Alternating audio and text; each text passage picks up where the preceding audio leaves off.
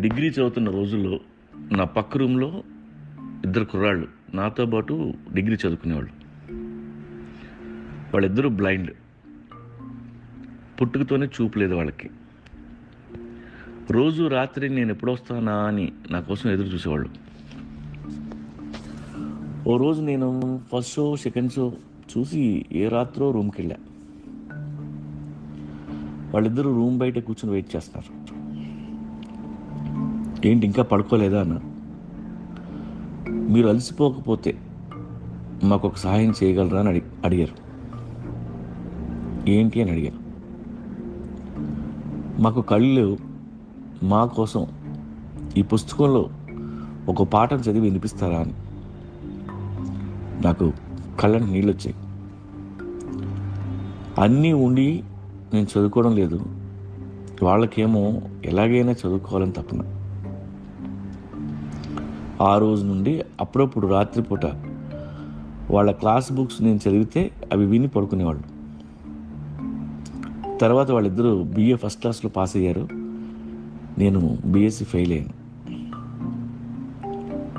College వదిలి వెళ్తూ railway స్టేషన్లో అనౌన్స్మెంట్ జాబ్ కోసం అప్లై చేస్తామని చెప్పారు.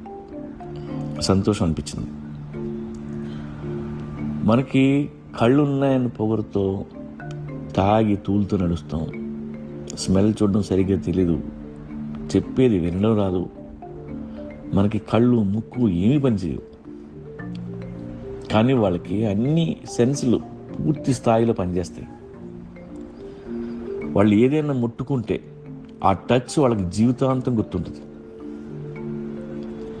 మన అందరికంటే బ్లైండ్ పీపుల్కి కాన్ఫిడెన్స్ లెవెల్స్ ఎక్కువగా ఉంటాయి. కళ్ళు లేకపోయినా చాలా పాజిటివ్ యాటిట్యూడ్తో ఉంటారు. వాళ్ళకున్న అలర్ట్నెస్లో 10% కూడా మనకు ఉండదు. నేను ఈ మధ్య చదివాను, ఒక తల్లి తండ్రికి ఒక బ్లైండ్ పిల్లాడు పుడితే వాళ్ళు ఆ విషయం కొడుక్కి చెప్పలే. నువ్వు గుడ్డివాడివని చెప్తే డిప్రెస్ అవుతాడు, చెప్పకపోతే వాడు డిప్రెస్ అయ్యే అవకాశం లేదు.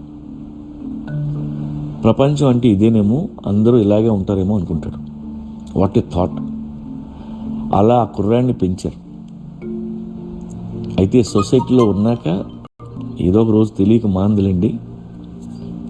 అయితే ఆ కుర్రాడు వాళ్ళ పేరెంట్స్ ఇచ్చిన సపోర్ట్తో బాగా చదువుకొని మంచి ర్యాంక్తో IAS పాస్ అయ్యాడు.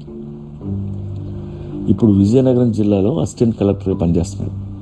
అతని పేరు సింహాచలం. ఆ కుర్రాడు ఇప్పుడు ఎంతోమందికి ఇన్స్పిరేషన్. కళ్ళు లేకపోయినా ప్రపంచం అంతా ఇలా ఎంతోమంది చదువుకోగలుగుతున్నారంటే దానికి కారణం బ్రెయిలీ లిపి.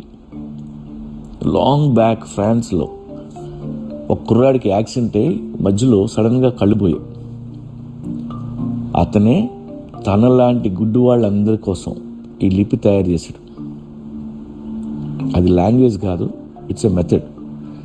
ఏ లాంగ్వేజ్ వాడినా అందులో రాయొచ్చు. దానికి అతని పేరే పెట్టారు, బ్రెయిలీ అని. బ్రెయిలీ కానీ లేకపోయి ఉంటే ఇవాళ ఇన్ని జీవితాలు మారేవి కావు. ఇప్పుడు దాదాపు 40 మిలియన్ బ్లైండ్ పీపుల్ ఉన్నారు. నేను అప్పుడప్పుడు ఆర్ఫనేజ్లో బ్లైండ్ పిల్లల్ని కలుస్తుంటాను.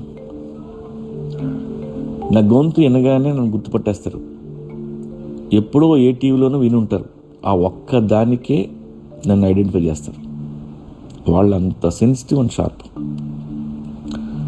వాళ్ళతో మాట్లాడుతుంటే వాళ్ళ కళ్ళ నుండి కన్నీళ్ళు కారుతుంటాయి. ఆ కన్నీళ్ళు చూస్తే అనిపిస్తుంది, ఆ దేవుడి పిల్లలకు కూడా వీళ్ళలా 2 కళ్ళు పోతే బాగుండు అని.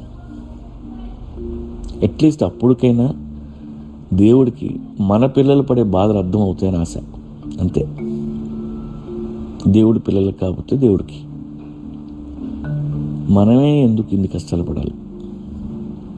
మేము సుఖంగా ఉంటే మీరు సుఖంగా ఉండాలని కోరుకుంటాం. మేము ఏడిస్తే మాలాగే మాతో కలిసి మీరు ఏడవండి, తప్పే ఉంది. ఎందుకంటే ఏమీ చూడకుండా జీవితాంతం చీకట్లో బతకడం అంటే నరకం.